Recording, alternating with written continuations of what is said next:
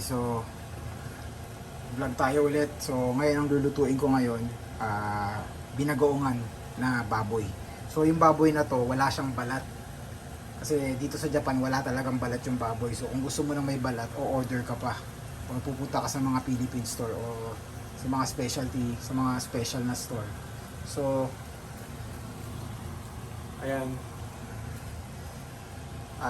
Ito yung baboy. Ang first time kong gagawin yung ganitong style ng binagoongan. So, ang gagawin ko lang, i-reduce ko yung fat niya. So, ang gagawin ko, pakukuluan ko muna siya dito. Tapos pagka kumulo na, papasok ko sa air fry. Ayan, may naka-ready na tayong chicken breast sa air fry. Papasok ko siya sa air fry. Tapos, doon ko siya papakrispihin. Tapos, tsaka ko siya igigisa ngayon. Tsaka ko siya tatapusin. Tsaka ko siya igigisa sa bawang, sibuyas, kamatis. Tapos lalagay ko to. Lalagay ko yan. Maganda din sana kung may talong kaso wala tayong talong So yun. Ngayon makikita nyo lang kung ano yung mangyayari. So ngayon ang mangyayari ngayon, ipapasok ko na siya dito. So itong kumukulo na to, ang meron lang dito, bawang, sibuyas at lemongrass. May ano dito, may asin. Yun, so lalagay ko siya dyan, pakukuluan ko siguro ng mga 15 to 20 minutes. 15 to 20 minutes ko siyang pakukuluan. So, pakuluan ko muna. Natin, at may timer din tayo. Habang kumukulo yung pinakukuluan natin, may 8 minutes pa. Ito yung chicken breast ko, good for 2 days to. So, dahil hindi ko siya tinimbang ng hilaw, titimbangin ko siya ng luto. Sabay, ang gamit ko dito sa MyFitness pala, palaging may nagtatanong sa akin, pag luto ang gagamitin mo. Chicken breast na cook ang gagamitin mo. Pag hilaw, chicken breast na raw ang gagamitin mo. So, ganun lang siya, napakasimple lang. Paulit-ulit yung nagtatanong. Ang daming nagtatanong ng paulit-ulit Diba? Pag luto nyo tinimbang, luto nyo ipapasok. Pag hilaw nyo tinimbang, hilaw nyo ipapasok sa MyFitness Pal. So 560 to. 560 siya. So hahatiin ko sa dalawa. So bali magiging 240 each. So 240 ngayon, 240 bukas. So paiba-iba siya Minsan 300, minsan ganyan. Pero kung ilan yung hati sa dalawa, yun sabay. Kung yung kulang doon, hahabulin ko na lang. Ganun lang ginagawa ko.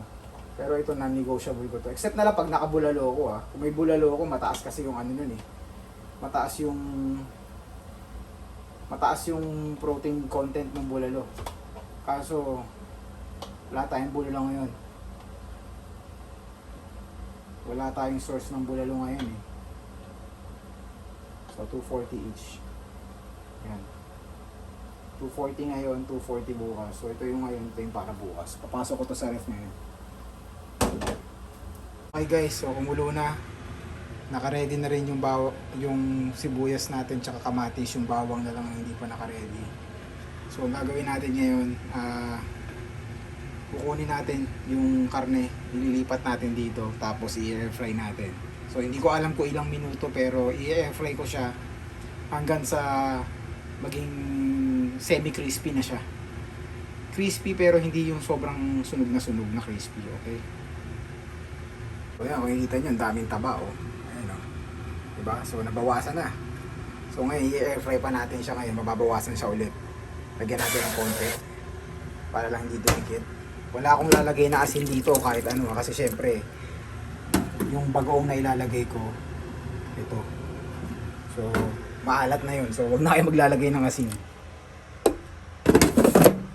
Hindi ko alam kung ilang minuto, kaya gagawin natin, babantayan ko na lang. Magta-timer na lang ako muna ng 10 minutes. Tapos timer tayo 10 minutes. Okay. Tapos babalikan natin ulit. Ayan na. 10 minutes.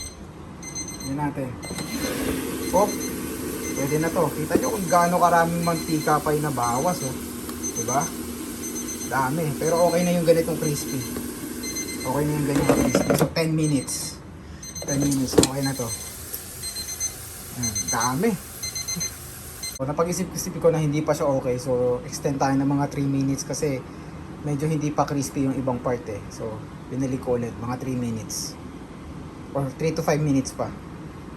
So, yung gagamitin natin na mantika, panggisa, napaka-importante is yung mantika ng baboy. Kasi, andun yung lasa eh. Kung hindi mo gagamitin yung mantika ng baboy, hindi sasarap yung ano mo, yung binagoongan mo. So, tinimer ko ulit. May 2 minutes pa.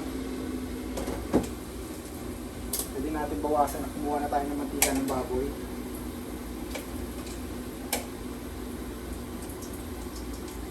Siguro mga 1 tablespoon lang yan. Balik natin ulit kasi may hindi pa crispy eh. So ito yung gagamitin natin pang isa. Mga gulay muna. Sabay-sabay na yan.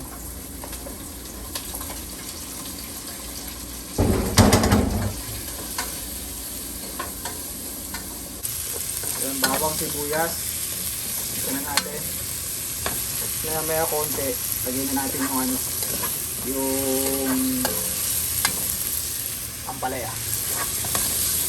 Tapos pang pinakahuli, yung ano, yung lempo, pagong. Yun na yun, tapos na yun. So yung 3 minutes, kung naririnig yun, nag-a-alarm na. So ito, yung sakto na to. Ito na yung pinakasakto na talaga. Ayan. Mantika niya. Dami, di ba? Dami nang nabawas. Pero may mantika pa yan dyan. Pero malaki na yung nabawas niya kasi pinakuluan natin. Tapos in-air fry pa. Actually, ito pa lang. Ito pa lang. Pwede na to eh. Top na to eh, no? Ketchup na lang kulang, UFC. O yan pa lang, winner na eh. Yan pa lang, winner na to eh. Oh. Ayan, oh. So, nilagyan na natin yung ampalaya, palalambutin lang natin itong ampalaya, gigisa lang natin. So magtutubig to eh. So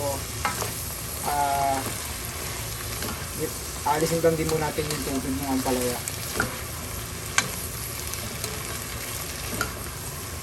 Tapos in case na gusto niyo ng ano, just in case na gusto niyo ng may sabaw na konti, may sabaw tayo dito, pwede nyo ilagay dyan. Parang pinakbet na, para na rin siyang pinakbet eh. Actually, pinakbet na rin to. Ang kulang nila dito, talong, sitaw, kalabasa.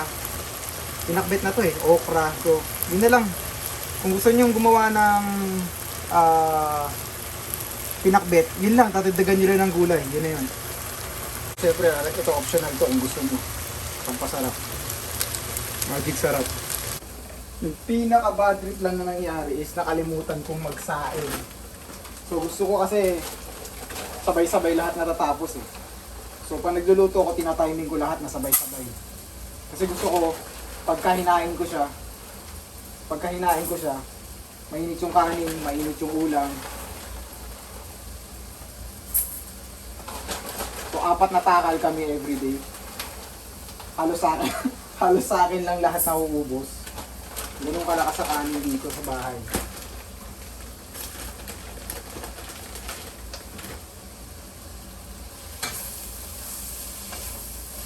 Yun na siya, pwede nyo nang ilagay yung ano, yung baboy. Tapos, yung bagoong, pwede nyo na ilagay. So yung bagoong na gamit ko, luto na to. Luto na yung bagoong na yan.